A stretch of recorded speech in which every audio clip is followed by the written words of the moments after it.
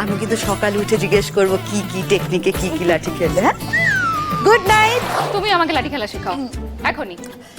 আচ্ছা ঠিক আছে দাদামণি শেখাবে, তোমার তার জন্য এত জাস্টিফিকেশনের দরকার নেই।